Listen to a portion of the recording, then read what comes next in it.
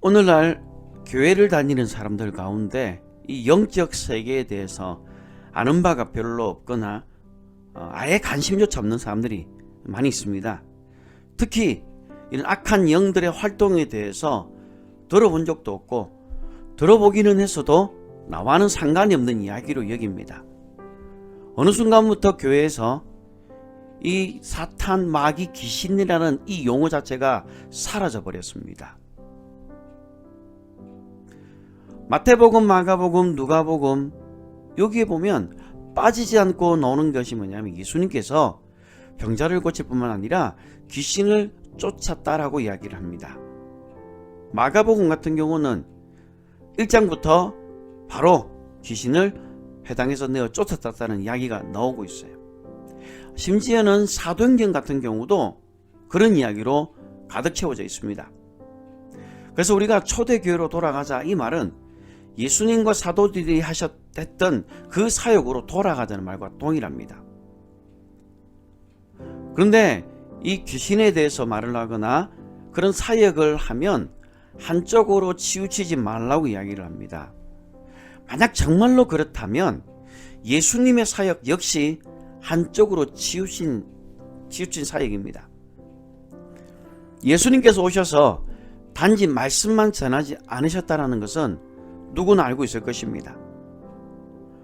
오늘날 대부분의 사람들은 신앙생활을 하면서 이 악한 영들에 대한 지식을 그렇게 중요하게 여기지 않습니다. 하나님을 가까이 하면 되지 굳이 이 악한 영들에 대해서 알 필요가 있느냐라고 항변합니다. 그런데 이것은 반은 알고 반은 모르는 것이에요. 마귀에게 쏟고 있는 것을 모르고 있는 거예요.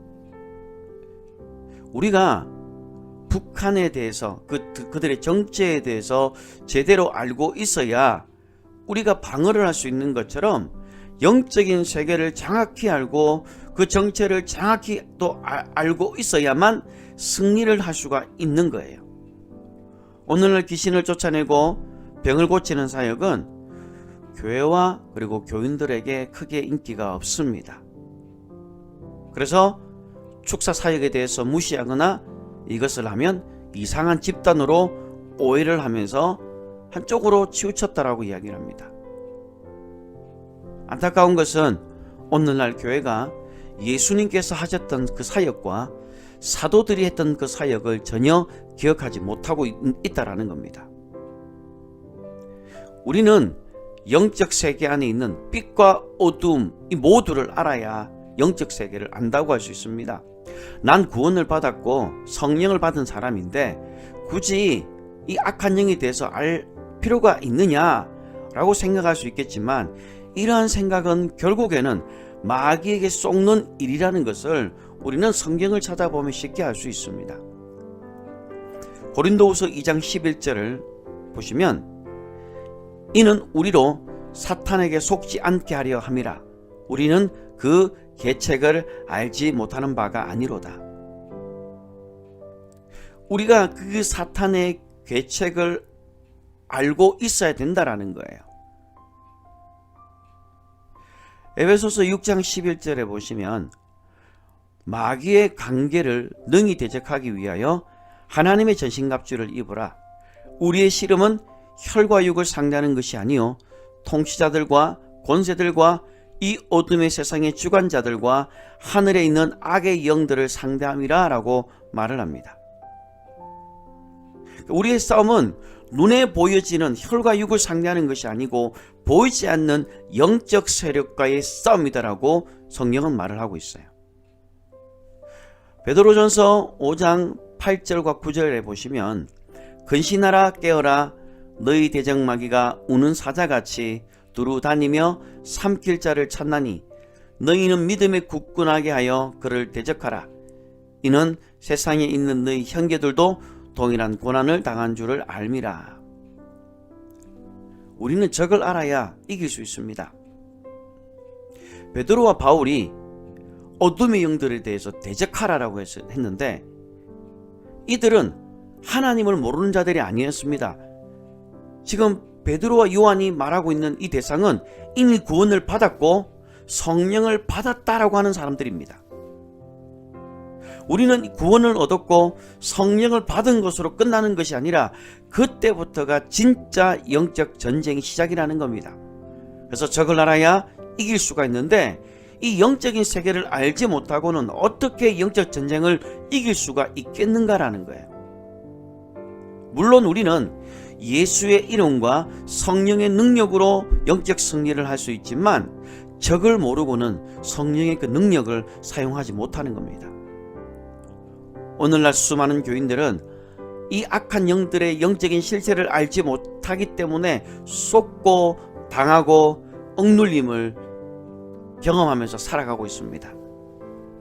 마귀가 오늘날 무슨 짓을 하고 있는지 우리는 알아야 합니다. 마귀의 일이 무엇인지를 우리가 알아야 합니다. 이 악한 영들은 믿는 자들이 죄에 빠지도록 미혹합니다. 그리고 육체적으로, 정신적으로, 또 관계적으로 문제를 일으켜서 우리를 정말로 고통스럽게 합니다.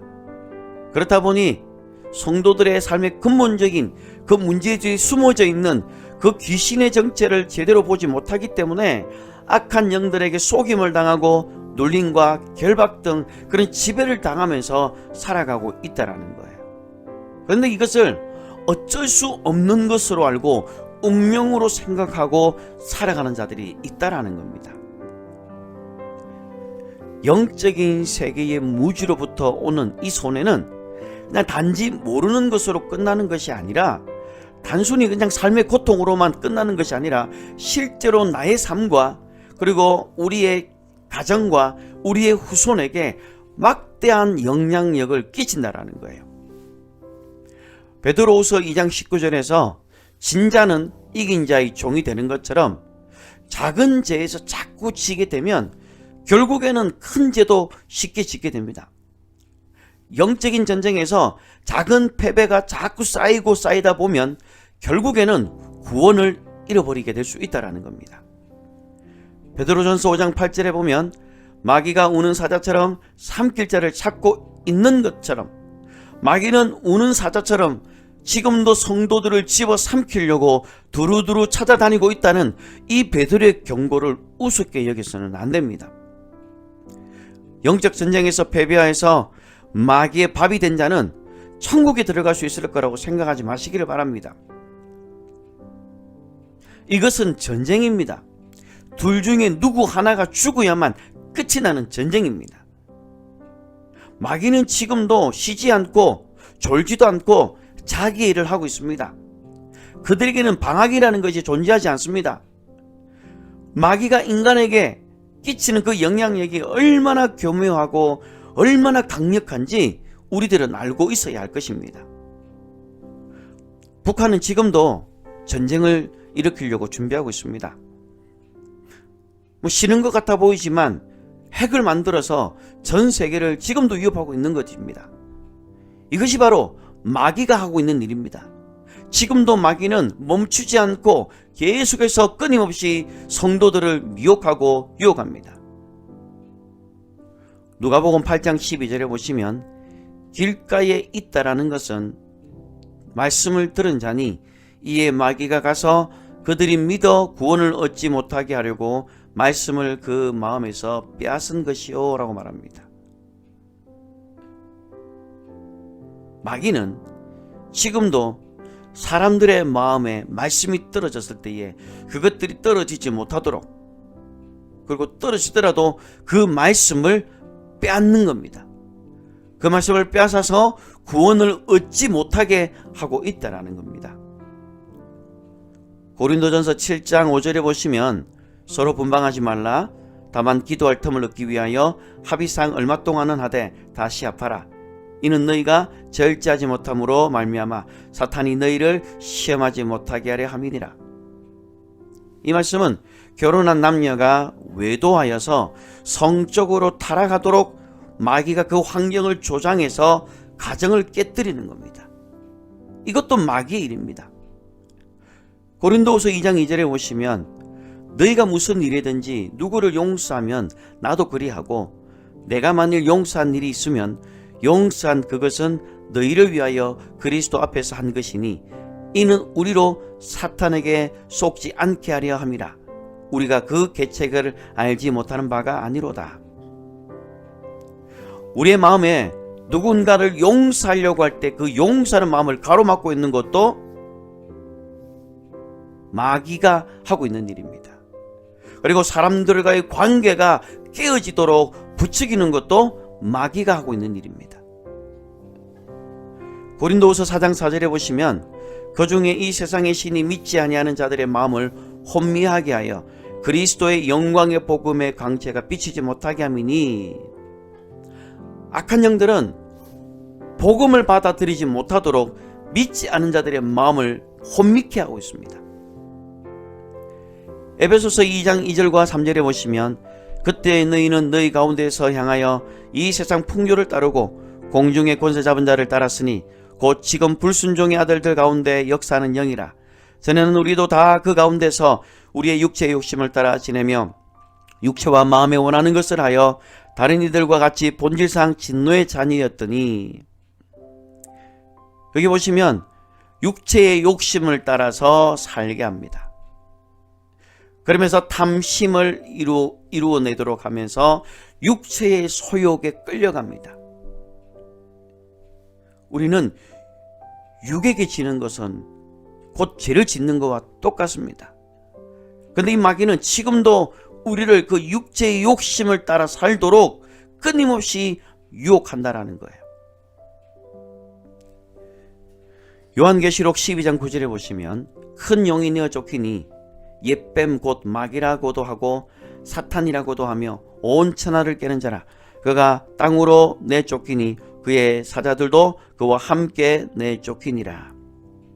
마귀는 사람을 깨어내어서 하나님을 대적하게 만듭니다. 그래서 성경은 마귀를 온 천하를 꿰는 자라고 말하고 있는 겁니다. 악한 영들은 무엇보다도 택하신 자들을 더 집중적으로 공격을 합니다. 다윗을 충동해서 이스라엘 백성들을 계수하도록 부추겨서 하나님의 징계를 받도록 조장한 그 배우는 사탄이었습니다. 아나니아와 삽비라 같은 경우에도 땅을 팔아서 현찰을 손에 딱 쥐어보니까 탐심이 생겨서 그 수입의 일부를 숨겼는데 그 배후에 역시 사탄이 충동질을 했던 겁니다. 예수님의 제자였던 가룟유다 경우에도 예수님을 팔려는 생각을 넣었던 정체가 바로 마귀였어요.